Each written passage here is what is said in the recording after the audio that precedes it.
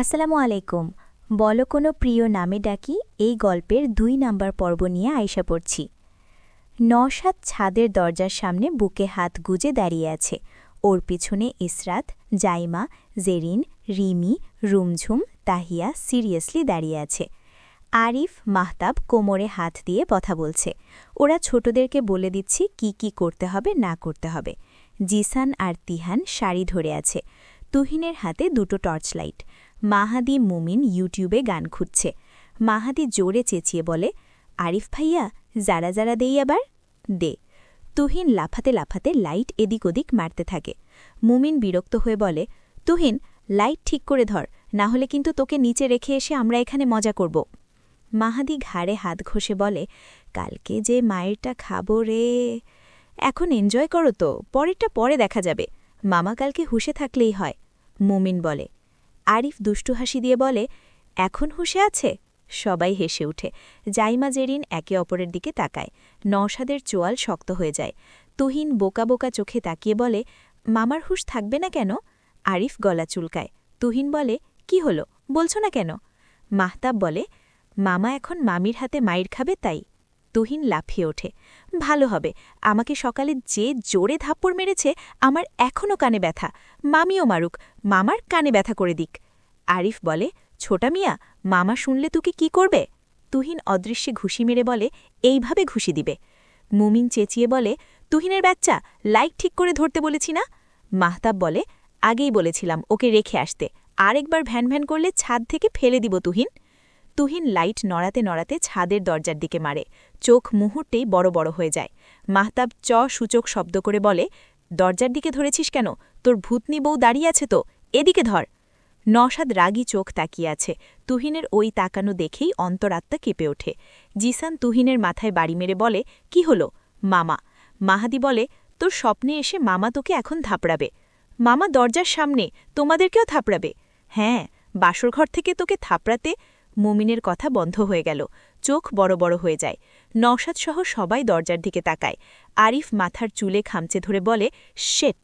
জিসান, তিহান তড়িঘড়ি করে শাড়িটা টেনে উপরে তোলে। সাউন্ড বক্স উপরে উঠা নয়, এবার জোরে গান বাজছে। মাহাদি ফ্লোর থেকে উঠে দ্রুত গান বন্ধ করে। তুহিন আরিফের পিছনে লুকিয়ে পড়ে। নওশাদ ছাদের ভিতর ঢোকে। শক্ত চোখে সবগুলোকে দেখতে থাকে। ওরা একে অন্যের দিকে তাকায়। নওশাদ কিছু বলছে না, কেবল শক্ত চোখে তাকিয়ে আছে। ওরা মাথা নিচু করে ফেলে। ইসরাতরা দরজার সামনেই দাঁড়ানো। মাহতাব আরিফকে কিছু বলার জন্য খোঁজাতে থাকে। আরিফ ঝাড়া মেরে হাত সরিয়ে দেয়। নওশাদ কোনো প্রকার শব্দ না করে বেশ অনেকক্ষণ ধরে ওদের দিকে তাকিয়ে থাকে, শক্ত চোখে। নওশাদ কিংবা অন্যান্যরা কেউ কিছুই বলছে না দেখে আরিফ কাঁধ ঝাঁকিয়ে বলে, এমনি মজা করছিলাম। বলতে দেরি আরিফের গালে থাপ্পড় পড়তে দেরি হল না। রুমঝুম চকতি দৃষ্টিতে তাকায়। আরিফ গালে হাত রেখে মাথা নিচু করে দাঁড়িয়ে রইল। বাকিরা সাথে সাথে গালে হাত দেয়।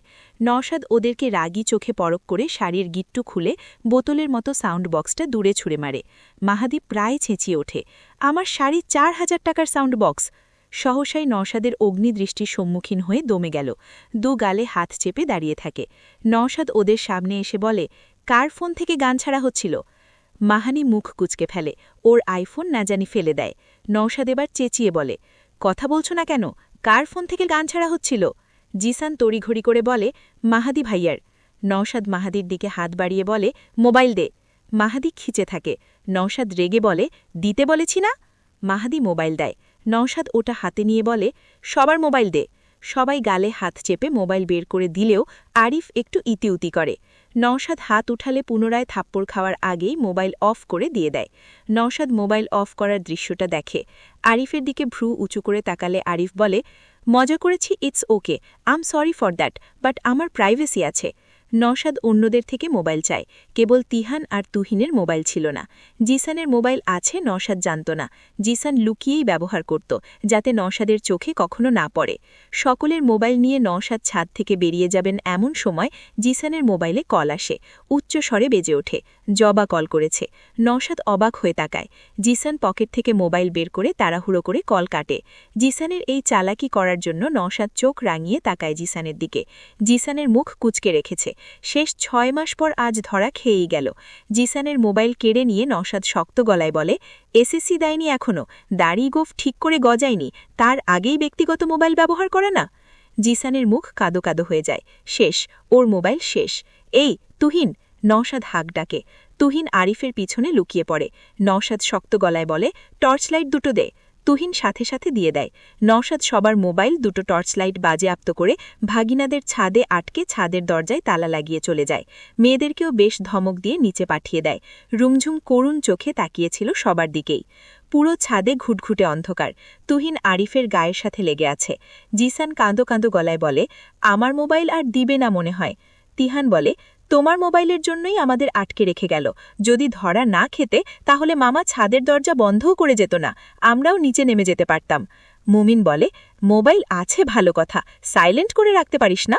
মাহাদি ছাদে বসে বলে, ওর ফাতরা ফোনের কথা রাখত, আমার আইফোন নিয়ে নিল। আরিফ মাহতাবের ওপর ঝাঁপিয়ে পড়ে, কলার ঝাঁকিয়ে বলে, শালা তোর এই বুদ্ধির জন্য আমাকে ছোট ভাই বোনদের সামনে থাপ্পড় খেতে হলো। তুহিন আবার আরিফকে জাপটে ধরে, ভাইয়া অন্ধকার, ভয় লাগে তো। যা সর। মুমিন বলে, কি করব এখন? তিহান বলে, লাইট থাকলে খেলা যেত। মাহাদি তিহানের মাথায় গাট্টা মেরে বলে, আমার আইফোন নিয়ে গেল আর তুই খেলা নিয়ে আছিস? আমার মোবাইল, কত কলাকৌশল করে মোবাইল নিয়েছিলাম, আমাকে আর ফেরত দিবে না। আম্মুকে মামা থাকা অবস্থাতেই কল দিতে হলো। আম্মু কল না দিলে আমি জীবনেও মোবাইল বের করতাম না, ধরাও খেতাম না। জিসানের কাঁদো কাঁদো গলা। আরিফ বলে, তোর ফোনে কি এত আছে যে ভয় পাচ্ছিস? জিসানের মুখে আধার নেমে আসে। মামা যদি একবার দেখে কি আছে তাহলে আর রক্ষা নাই। জিসান উত্তর দেয় না। মুমিন বলে, আরিফ ভাইয়া, তুমি ওইভাবে ফোন বন্ধ করলে কেন?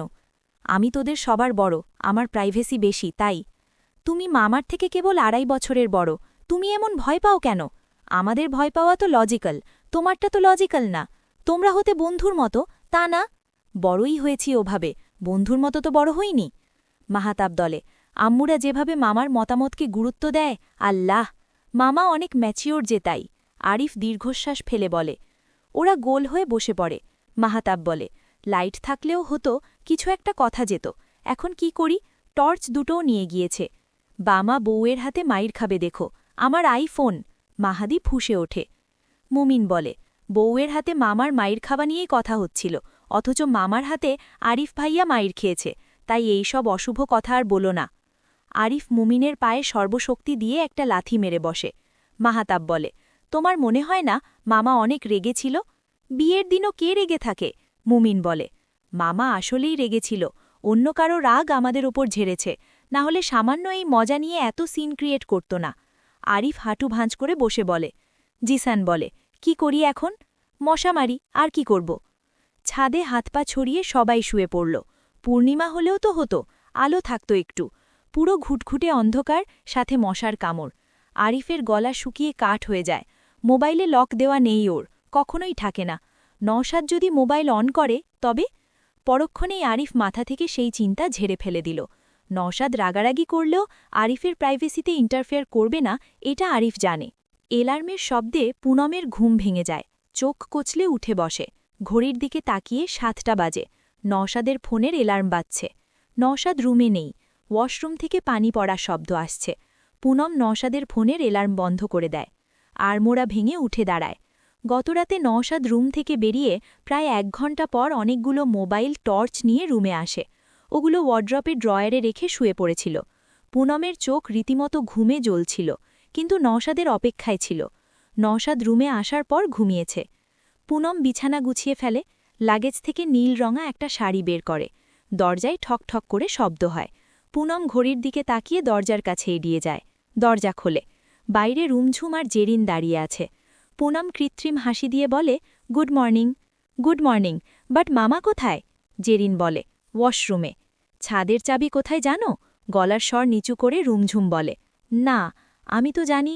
পুনম থেমে যায়। কাল নওশাদ ড্রেসিং টেবিলের ওপর চাবি রেখেছিল একটা। দাঁড়াও, একটা চাবি দিচ্ছি, দেখো তো সেটা কিনা। বলেই ও ড্রেসিং টেবিলের ওপর থেকে চাবি নিয়ে আসে। রুমঝুমকে দেখিয়ে বলে, এটা? হ্যাঁ হ্যাঁ, এটাই। কিন্তু এত সকালে ছাদের চাবি দিয়ে কি করবে?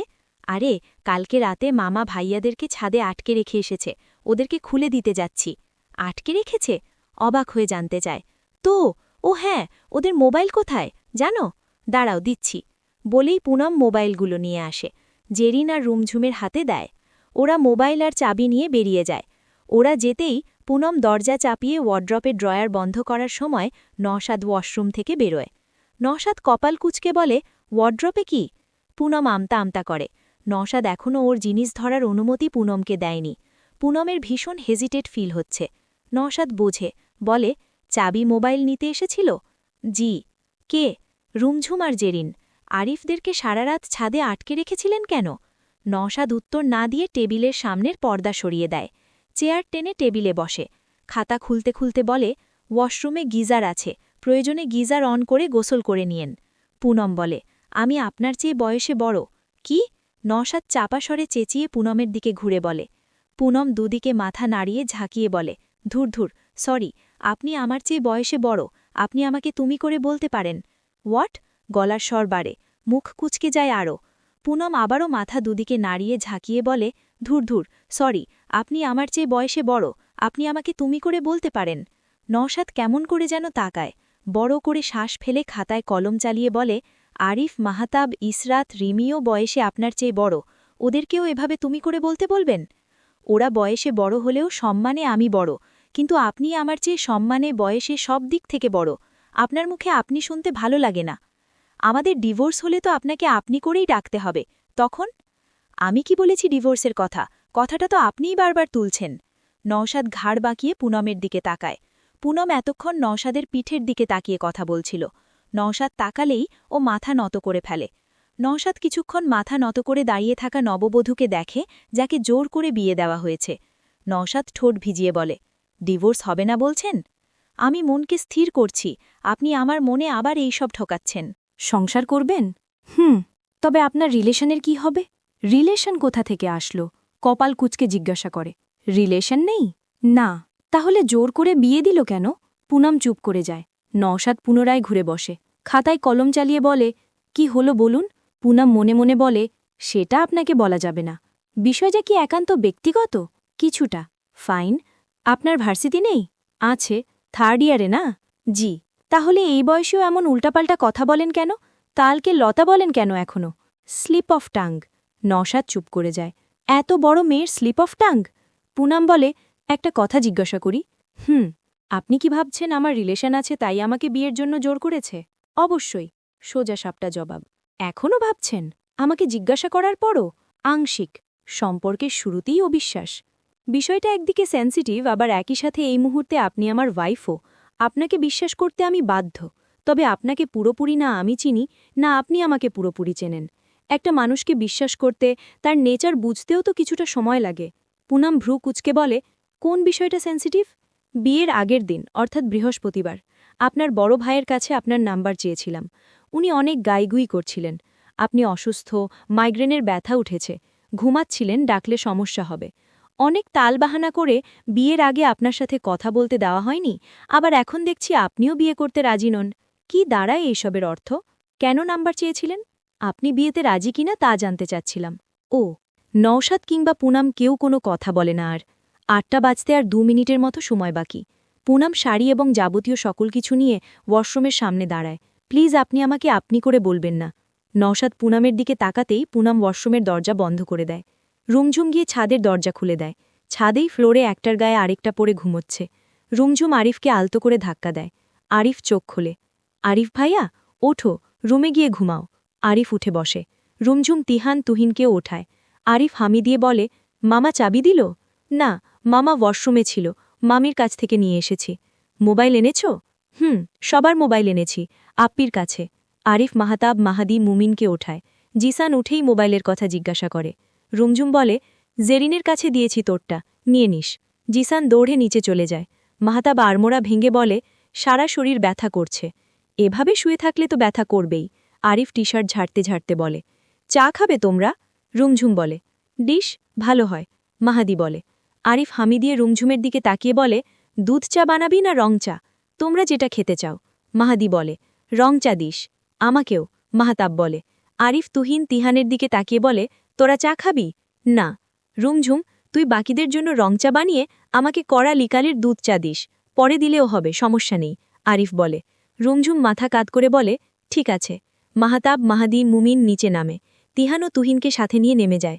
আরিফ চুলে হাত গলিয়ে বলে, ধুর, কি বালি, গোসল করতে হবে। গরম পানি দিতে বলবো? গিজার আছে না, আবার কাকে গরম পানি দিতে বলবে? রুমঝুম এদিক ওদিক তাকিয়ে বলে, ও হ্যাঁ, খেয়াল ছিল না। তোমার তো কিছুই খেয়াল থাকে না, বলে আরিফ বড় বড় পা ফেলে ছাদ থেকে বেরিয়ে যায়। রুমঝুম দম ফেলারও সময় পায় না। আরিফ সাথে সাথেই ফিরে আসে। এই রুমঝুমি, জি, আমার মোবাইল অফ ছিল না অন ছিল? অফ ছিল। বাকিদের? তোমারটা ছাড়া বাকিদেরটা অনই ছিল। তোমার কি মনে হয় মামা মোবাইল চেক করতে পারে? না, মামা কেন মোবাইল চেক করবে? মামা এসব টক্সিক কাজ করবে না। আরিফ যেভাবে এসেছিল ওভাবেই চলে যায়। রুমঝুম কাজ ঝাঁকায় আরিফের যাওয়ার পনে।